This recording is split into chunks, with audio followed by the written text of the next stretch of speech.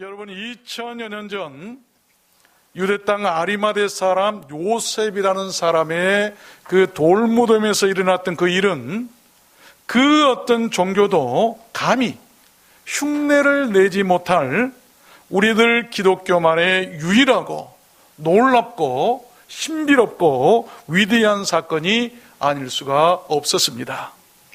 우리 주는 예수 그리스도께서 다시 사신 그날의 부활은 우리들 인류가 어둠의 권세에서 벗어나서 전혀 새로운 세상을 맞게 했습니다. 그 부활 사건은 세상을 구원할 종교가 우리들 기독교임을 분명히 했어요. 어떤 종교가, 누가 이 세상을 구원할 수 있는가? 또한 세상을 향한 우리들 기독교의 그 미션이, 그 사명이 무엇인가를 분명히 한 그런 사건이었어요. 그래서 저는 오늘 우리 주님의 그 부활하심을 기억하고 기념하는 이 좋은 날, 우리 주님께서 사망을 이기시고 부활하신 그 부활에 참된 의미가 무엇인가를 여러분들께 증거해 드리고 그 부활의 기쁨과 은혜를 같이 나누고자 하는 것입니다. 여러분, 이 부활은 우리들 기독교의 에센스, 본질이거나 진수예요. 기독교의 자랑이 뭔가? 기독교의 진수가 뭔가? 기독교의 본질이 뭔가 누가 물어본다고 한다면 우리는 그리스도의 부활하심이라고 말할 수 있어야 돼요. 그리고 우리들 기독교의 이 스타팅 포인트, 출발점이 뭔가 물어보면 우리는 부활이라고 말할 수가 있어야 합니다. 어떤 사물이나 사건에 대한 참된 의미나 가치를 바르게 안다는 것은 지금보다 몇 배나 더 큰 유익과 또한 효과를 가져올 수가 있습니다. 오늘 말씀으로 부활의 참된 의미를 우리 모두 다 알고 부활의 그 신비롭고 놀라운 능력과 그 은혜가 우리들 가운데도 그날처럼 똑같이 임했으면 좋겠습니다. 그러면 부활의 참된 그 의미가 무엇일까요? 네 가지를 말씀하고 싶은데, 첫 번째는 부활은 어둠을 이긴 새벽입니다. 새벽, 어둠이 아니라 새벽, 어둠을 물리치는 새벽. 오늘 1절부터 3절 말씀해 보면 안식일이 다하여 가고 안식 후 첫날이 되려는 미명에 막달라 마리아와 다른 마리아가 무덤을 보려고 왔더니 큰 지진이 나며 주의 천사가 하늘로서 내려와 돌을 굴려내고 그 위에 앉았는데 그 형상이 번개 같고 그 옷은 눈같이 희건을. 여러분, 예수님은 자신이 친히 십자가에 못 박히실 것과 또한 자신이 친히 죽음에서 다시 살아나실 것을 여러 번 말씀하셨어요. 그러나 사람들은 그 말씀을 심각하게 듣질 않았습니다. 사실 가장 가까이 지내던 제자들마저도 예수님의 죽음과 부활에는 별 관심이 없었어요. 왜 그랬을까요? 우선 현실적인 문제에만 너무 집착해 있었기 때문입니다. 우리들도 마찬가지예요. 세상 사는 일 너무 현실에만 집착하다 보면 우리 주님의 십자가나 우리 주님의 부활하심이 내게 무슨 상관이 있는가? 내게 어떤 관계가 있는가? 나와 상관없는 것처럼 느껴질 수가 있어요. 그러나 예수님께서 죽으신 뒤 안식일이 다하여 가고 안식 후 첫날이 되려는 미명에 두 여인들이 무덤을 보러 갔을 때 그 무덤을 본 광경은 놀라웠어요. 이 여인들은 놀라운 광경을 목격합니다. 놀랍게도 그 무덤은 비어 있었고 형상이 번개 같고 눈같이 흰 옷을 입은 천사가 하늘로서 내려와서 돌문을 굴려내고 그 위에 앉아있는 광경을 그 여인들이 보죠. 눈물로 밤을 지샌 사람들이 역사적인 새로운 아침을 맞이했던 것이죠. 여러분, 불교의 석가는 그 무덤이 인도의 창수성이라고 하는 곳에 지금도 있습니다. 이슬람의 모하메스는 그 무덤이 지금도 아라비아 메카에 있지요. 유교의 공자는 창평 향추읍에 있어요. 그들을 추종하는 자들은 지금도 죽은 자의 무덤을 거창하게 꾸며놓고 자랑하며 그것을 섬기고 있습니다. 그러나 우리들 기독교는 다릅니다. 우리들 인류의 죄를 구속하기 위해서 십자가에 죽으셨다가 3일 만에 다시 사시고 무덤에서 부활하시고 승천하시고 지금도 하늘나라 하나님 우편에 앉아 계시고 이제 곧 세상을 심판하시고 우리를 천국으로 데려가시기 위해서 다시 재림하실 그 예수를 자랑하고 그의 이 땅에 계셨을 때 그가 3일 동안 묻혔던 그 빈 무덤을 자랑하는 것이 우리들 기독교예요. 여러분, 그것이 우리가 믿어야 할 복음이고 그것을 전하는 것이 교회고 그것이 바로 우리 기독교의 본질 아니겠습니까? 여러분, 아침에 일어나는 사람은 다시는 지난밤의 어둠을 볼 수가 없어요. 우리의 죄가 예수 그리스도의 은혜로 한번 용서가 되면 다시는 그 죄를 볼 수 없음과 같은 것이죠. 빛을 이기는 어둠은 없습니다. 부활하신 우리 주님은 아침이고 빛이십니다. 그 빛 가운데 거하는 사람은 그와 함께 어둠을 이기게 될 것이죠. 그것이 우리가 in Jesus and Christos in Christ, 예수 안에 그리스도 안에 있어야 할 이유이고 그것이 구원이고 그것이 우리 믿는 자들의 이김이 아니겠습니까? 아직도 여러분 안에 어둠이 도사리고 있습니까? 주님의 부활을 믿으십시오. 그 부활의 능력과 빛이 여러분 삶의 모든 어둠을 다 물리치고 밝은 새 아침을 맞게 할 줄로 믿습니다. 여러분 모두 그렇게 되시기를 주님의 이름으로 축원합니다. 두 번째입니다. 부활의 참된 의미는 무엇일까요? 두 번째로 부활은 패배자와 승리자가 뒤바뀌는 거예요. 패배와 승리가 뒤바뀐다. 4절부터 보니까 수직하던 자들이 저를 두려워하여 떨며 죽은 사람과 같이 되었더라. 천사가 여자들에게 일러 가로되 너희는 무서워 말라. 십자가에 못 박히신 예수를 너희가 찾는 줄을 내가 아노라. 그가 여기 계시지 않고 그의 말씀하신 대로 살아나셨느니라. 아멘. 여러분, 그랬습니다. 우리 주님 부활하신 그날 그 무덤의 광경은 승리자와 패배자의 모습이 확연하게 뒤바뀌어 있었어요. 주님을 조롱하며 십자가에 못 박아 죽이고 군존들을 시켜서 그의 무덤을 지키게 했던 그들은 잠시 승리한 것처럼 그들은 착각했을 것입니다. 술을 마시며 축배를 들고 즐거워했을지도 모르겠어요. 그러나 우리 주님께서는 그들이 가는 그 무덤에 결코 오래 계실 분이 아니셨습니다. 사도행전 2장에서 말씀하기를 하나님께서 그의 사망의 고통에서 풀어 살리셨으니 이는 그가 사망에 매여 있을 수 없었습니다. 사망에 매여 계실 분이 아니셨어요. 구약의 선지자 요나가 물고기 뱃속에 사흘 동안 갇혀 있다가 다시 밖으로 나오게 되었던 것처럼 우리 주님께서는 그가 친히 말씀하신 대로 사흘 만에 다시 무덤에서 살아나셔서 무덤 밖으로 나오셨던 것입니다. 그로 인해서 누가 승리자고 누가 패배자인가를 여러분 확실하게 구별을 시켰고 그 자리가 뒤바뀌게 되었던 것을 우리는 알아야 하는 것입니다. 여러분, 우리 주님 장차 재림하실 때도 꼭 그와 같을 것입니다. 승리자와 패배자가 뒤바뀌어 있을 것입니다. 우리는 어떤 사람을 믿고 어떤 사람을 따르고 어떤 사람을 의지해야 될까요? 잠시 승리한 것처럼 보이다가 나흘도 못 돼서 다 죽은 사람들처럼 바들바들 떨었던 그런 실패자들일까요? 아니면 죽음을 이기시고 다시 살아나신 그 승리자 우리 주님 예수 그리스도실까요? 여러분 아십시오. 그리고 분명히 믿으십시오.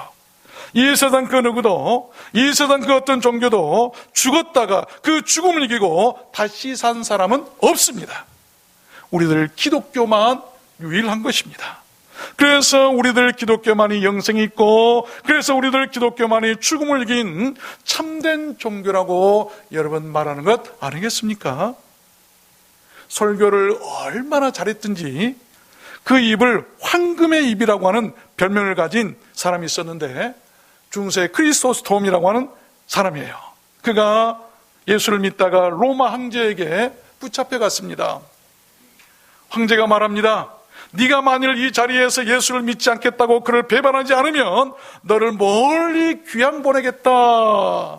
그랬더니 크리소스톰은 이렇게 말을 했어요. 황제요, 이 세상은 다 내 아버지 집인데 내가 어디가 한들 상관이 있겠습니까? 괜찮습니다 라고 의논했어요. 황제가 그 말을 듣고 화가 났습니다. 또 묻습니다. 그러면 네 재산을 다 빼앗아 버리겠다. 그랬더니 또 크리소스톰이 이렇게 얘기를 하죠. 황제요, 내 재산은 이미 저 하늘에 다 옮겨놨는데 빼앗은들 무슨 소용이 있겠습니까? 황제가 더욱 화가 났어요. 그러면 너를 죽이겠다. 그랬더니 크리소스톰이 이렇게 얘기를 합니다. 여러분 들어보십시오. 황제시여, 나는 부활을 믿는 사람입니다. 그리고 언제나 나와 함께 하시는 예수 그리스도가 계시기에 죽음이 두렵지 않습니다. 만약 황제께서 이 시간 나를 죽인다고 한다면, 내가 만약 죽은다면 당신 왕궁보다 더 화려한 천국에 있을 것입니다. 황제는 할 말을 잃었어요. 여러분, 성경은 그런 사람에 대해서 이렇게 기록하고 있습니다. 히브리서 11장에 보면 이런 사람은 세상이 감당치 못할 것이다. 세상이 감당치 못, 황제도 어찌할 수 없는, 세상이 감당치 못할 사람은 여러분 부활을 믿는 사람이에요. 부활을 믿는 사람. 또한 계시록 14장 말씀에 보면 또 내가 들으니 하늘에서 음성이 나서 가로되 기록하라. 자금 이후로 주 안에서 죽는 자들은 복이 있도다. 여러분, 저는 이 말씀을 참 좋아하고 장례식을 집례할 때는 반드시 이 말씀을 전합니다. 여러분, 이 세상 그 어떤 종교가 죽는 것이 복이 있다고 말할 종교가 있을까요? 죽는 것이 복이 있다고 말하는 종교 여러분 보셨습니까? 여러분, 그것을 고백할 수 있는 종교라면 그 종교는 참 종교예요. 믿어도 됩니다. 구원이 있어요. 그러나 죽은 것이 복되다고 말하지 못한 종교는 거짓말일 수밖에 없는 것이죠. 자기도 구원치 못한 사람이 누구를 구원한다는 말입니까? 여러분, 죽으면 끝난다는 것 아니겠어요? 세 번째입니다. 부활의 그 참된 의미가 무엇일까요? 세 번째로, 부활은 빨리 전해야 할 기쁨의 소식입니다. 소식 7절부터 보니까 또 빨리 가서 그의 제자들에게 이르되 그가 죽은 자 가운데서 살아나셨고 너희보다 먼저 갈릴리로 가시나니 거기서 너희가 배우리라 하라. 보라, 내가 너희에게 일렀느니라 하거늘 그 여자들이 무서움과 큰 기쁨으로 무덤을 빨리 떠나 제자들에게 알게 하려고 다름질할세라고 기록하고 있지요. 여러분, 온 세상이 얼마나 지금 빨라지고 있습니까? 속도 경쟁 시대죠. 예전에는 여러 날 걸렸던 일들이 이제는 잠깐이면 처리되는 때를 우리가 살아가고 있습니다. 세계를 지구촌이라고 부르죠. 마치 세계가 한 마을같이 되었다는 그런 말입니다. 최첨단 과학은 앞으로도 더 빠른 시대를 만들어 갈 것입니다. 그러나 그로 인해 여러분, 지구의 종말도 더 빨라진다는 것을 알아야 돼요. 우리는 이번 빠른 속도로 전 세계로 확대되는 신종 코로나 바이러스 사태로도 우리는 충분히 그것을 알 수 있어야 돼요. 빠르다는 것. 다니엘서 12장에 보니까 다니엘아, 마지막 때까지 이 말을 간수하고 이 글을 봉함하라. 많은 사람이 빨리 왕래하며 지식이 더하리라. 다니엘을 통해서 마지막 때에 있어질 징조를 말할 때 사람들이 빨리 왕래할 것이다. 지식을 많이 추구할 것이다. 과학을 많이 추구할 것이다. 여러분, 그것이 마지막 종말이에요. 빠르다 보니까요, 코로나 바이러스가 중국에서 사멸될 수도 있었겠지만 모든 것이 빨리 되다 보니까 온 세계로 퍼져버린다 그래요. 종말이라고 하면서 마치 그와 같이 올 수가 있어요. 여러분, 그러나 진정으로 빨라야 할 것은 무엇이겠습니까? 성경은 예수님의 소식이 빨라야 돼요. 더 빨라야 돼요. 오늘 본문에 보면 부활을 전하는 천사가 여자들에게 말하자 quickly, 빨리 서둘러서 신속히 얼른 가서 제자들에게 이 소식을 전해라. 그가 죽음으로부터 살아나셨느니라 라고 말씀을 하죠. 여자들은 그 소식을 듣고 무덤을 빨리 떠나 다름질했다고 성경은 기록하고 있습니다. 우리 성도들에게 무덤은 오래 머물러 있을 것이 절대 못 됩니다. 빨리 그 무덤을 벗어나서 떠날 날이 올 것입니다. 그날은 우리 주님 재림의 날이에요. 선을 행하는 자 생명의 부활로, 또한 악을 행하는 자 심판의 부활로 나올 것이라고 분명히 성경은 밝히고 있습니다. 우리는 이 소식을 모든 사람에게 빨리 전해야 할 사람들이죠. 세상에는 아직도 그와 같은 이 복음을 듣지 못한 사람들이 많이 있어요. 우리 주변에도 많습니다. 더 가까이는 우리 가족들에게도 있어요. 그 복되고 좋은 부활의 소식을 듣고 그 부활의 아침에 뛰었던 그 여인들의 그 복된 다름질이 이제는 우리들에게 이어졌으면 좋겠어요. 그 바통을 들고 우리가 이어서 뛰었으면 좋겠습니다. 우리들 소시적에 운동회 때 운동장에서 이어달리게 하는 모습, 하나님의 나라와 그의 복음은 마치 바통을 다른 사람에게 전달해 주어서 온 인류 가운데 이어지도록 하는 이어달리기와 같은 것이 되어야 됩니다. 성경은 그런 사람들에 대해서 이렇게 축복하고 있습니다. 로마서 10장 말씀에 아름답도다 좋은 소식을 전하는 자들의 발이여. 그 복음의 소식을 전하는 자들의 발이 아름답다라고 성경은 기록하고 축복이죠. 마지막 네 번째입니다. 부활의 그 참된 의미가 무엇일까요? 부활은 죽었던 자를 살아서 다시 만나게 되는 것입니다. 얼마나 큰 축복입니다. 뭡니까? 죽었던 자를 다시 만날 수 있는 기회가 있다고 여러분 할 수 있는 종교가 있다고 한다면 우리 기독교밖에는 없어요. 9절 말씀해 보니까 예수께서 저희를 만나 가라사대 평안하뇨 하시거늘 여자들이 나아가 그 발을 붙잡고 경배하니. 여러분, 그 여자들의 경배는 부활하신 우리 주님께 드려졌던 최초의 예배였어요. 최초의 예배. 그렇습니다. 우리 주님 재림 때도 여러분 반드시 그렇게 될 것입니다. 그때 우리 주님 돌연히 나타나실 것입니다. 여러분, 우리들 신앙생활이라는 것이 무엇입니까? 신부가 단장하고 신랑을 기다리듯이 그때의 만남을 위해서 준비하는 것이 우리들의 신앙이에요. 우리는 누구를 기다리고 누구를 만나야 할까요? 어떤 만남이 잊지 못할 우리들 최고의 만남일까요? 여러분께는 어떤 만남이 있기를 원하십니까? 데살로니가전서 1장에 보니까 또 죽은 자들 가운데서 다시 살아나신 그의 아들이 하늘로부터 강림하심을 기다린다고 말하니 이는 장래 노하심에서 우리를 건지시는 예수시니라. 우리가 만나야 할 분은 장차 이 세상을 심판하셔서 하나님의 진노로 멸하실 때 그 가운데서 우리를 건지실 그 예수를 우리는 기다려야 된다고 지금 성경은 말씀하고 있는 것입니다. 여러분, 우리는 죽은 자를 기다리거나 죽은 자를 경배해서는 안 됩니다. 헛된 것들이죠. 살아계신 자를 기다리고 살아계신 자를 경배해야 할 줄로 믿습니다. 그것이 우리들 기독교와 타 종교의 비교할 수 없는 차이점이에요. 우리 주님을 다시 배울 날이 반드시 올 것입니다. 왜? 그가 살아계시기 때문이에요. 살아있으면 언젠가는 만난다고 하는 여러분 말 잘 아시죠? 살아계시니까 만나는 것이지, 죽은 다른 종교의 교주들이나 그런 사람은 죽어서 살아나지 못했기 때문에 만날 수가 없는 거예요. 그 헛된 것들, 그 헛된 종교들이 우리 주변에 얼마나 많이 있습니까? 왜 우리가 주님을 기다려야 될까요? 다른 것 하나 없어요. 그가 살아계시기 때문이에요.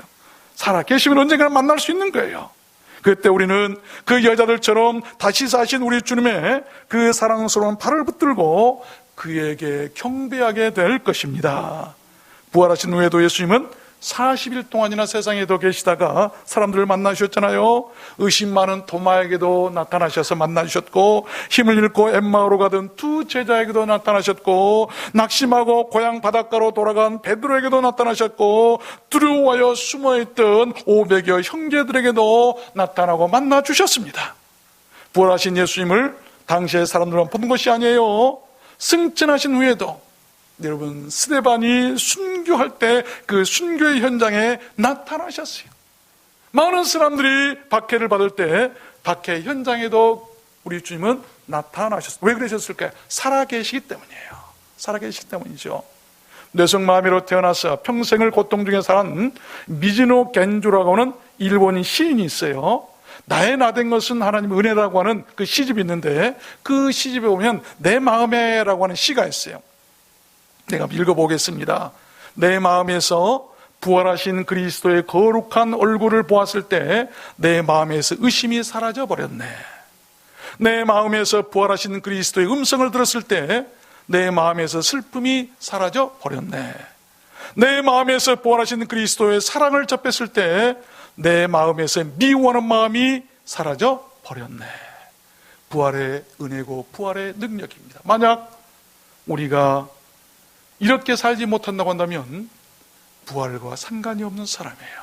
부활을 믿지 못하는 사람이에요. 말씀을 맺겠습니다. 메뚜기와 하루살이가 만나서 하루 종일 논에서 놀았답니다. 날이 저물자 메뚜기가 하루살이에게 이렇게 얘기했답니다. 예, 이젠 저녁이 되었으니까 잠자고 내일 만나자. 그랬더니 하루살이는 깜짝 놀랐어요.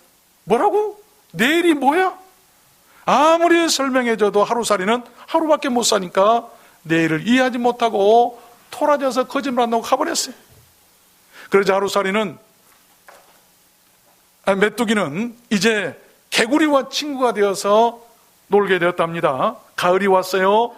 날씨가 쌀쌀해지고 추워졌습니다. 그때 개구리가 말합니다.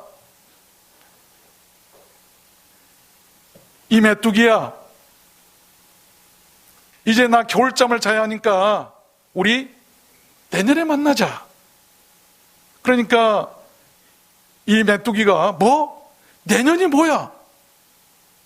한 해밖에 못 사는 이 메뚜기는 도저히 내년이라는 것을 이해를 못했어요. 아무리 설명해도 한 해살이 메뚜기는 내년을 이해하지 못하고 토라져 가버렸다고 하는 그런 이야기가 있지요. 여러분, 그렇습니다. 내일을 보지 못했다고 내일이 없는 것 아닙니다. 내년을 보지 못했다고 내년이 없는 것 아니에요. 내세를 보지 못했다고 내세가 없는 것 아니고, 천국을 보지 못했다고 천국이 없는 것 아닙니다. 이번 코로나 바이러스가 눈에 보입니까? 안 보입니다. 그런데 왜 사람들이 그것을 두려워합니까? 그 실체가 있는 것이기에 감염되는 것, 그것을 통해서 이 바이러스가 있다고 하는 것을 알게 되는 것 아니겠습니까? 여러분, 믿으십시오. 부활은 있습니다. 부활을 보지 못했다고 부활이 없는 것 아니에요. 부활하신 예수님을 보지 못했다고 그분이 계시지 않는 것 아니에요. 여러분 조상들 아버지나 할아버지 때까지는, 또한 증조 때까지는 혹시 볼 수가 있어요. 그 이상의 조상들 여러분 볼 수 있습니까? 그런데도 왜 그분들이 계신다고 여러분 믿을 수 있습니까? 그분들을 통해서 내가 세상에 태어났다는 걸 알기 때문에 그분들이 계셨을 것이라고 우리는 다 알고 믿는 거예요. 마찬가지예요. 세상이 존재하고, 여러분, 이 세상이 지금 이렇게 은혜 가운데 있는 것은 창조자가 있고 다스린 자가 있고 통치자가 있고, 누군가가 세상을 돌보고 계신 분이 있다고 하는 것을 알 수 있는 것 아니겠습니까? 그것이 신앙이에요. 여러분, 믿음이 무엇입니까? 예수께서 가라사대 너는 나를 본고로 믿느냐? 보지 못하고 믿는 자들은 복되도다 말씀하셨고, 믿음은 바라는 것들의 실상이요 보지 못한 것들의 증거라고 성경은 말씀하고 있습니다. 언젠가 복사하기 위해서 종이를 만지다가 그 종이에 손이 밴 적이 있어요. 금세 하얀 종이가 피로 붉게 물들기 시작했습니다. 저는 놀랐어요. 이야, 종이에도 손을 베는구나. 이렇게 연약한 종이에도 손을 베는구나. 우리들 조그마한 말 한마디에도 상대는 큰 상처를 받고 가슴을 벨 수가 있어요. 이번 부활주일에 누구에겐가 내가 입힌 상처가 있다면 용서해달라고 기도했으면 좋겠습니다. 이번 코로나 바이러스로 우리는 하루에 12번도 더 넘게 손을 씻습니다. 그 이유가 무엇입니까? 왜 손을 씻습니까? 바이러스에 감염되지 않기 위해서 손을 씻는 것 아니겠습니까? 그러나 우리는 손만 씻지 말고 우리들 영혼도 마음도 생각도 또한 모든 행동도 우리는 다 씻을 수가 있어야 돼요. 그래야 죄의 바이러스에 감염되지 않고 살 수 있기 때문 아니겠습니까? 만약 그런 변화가 없다면 주님의 십자가 고난도, 주님의 흘리신 그 피와 눈물도, 이번 부활절의 감사도 내게는 아무 의미가 없고 내게는 상관이 없는 이방인과 똑같은 사람 같을 수밖에 없어요. 오늘 부활절에 저는 이 말씀으로 여러분을 축복하고 싶습니다. 요한복음 14장 말씀입니다. 너희는 마음에 근심하지 말라. 하나님을 믿으니 또 나를 믿으라. 내 아버지 집에 거할 곳이 많도다. 내가 너희를 위하여 초소를 예비하러 가노니 가서 너희를 위하여 초소를 예비하면 내가 다시 와서 너희를 내게로 영접하여 나 있는 곳에 너희도 있게 하리라. 여러분, 오늘 부활절입니다. 우리를 위해서 주님 부활하셨어요. 그 은혜에 감사하시길 바랍니다. 여러분, 그 부활의 은혜가 여러분 평생에 함께 하시기를 주님의 이름으로 축원합니다.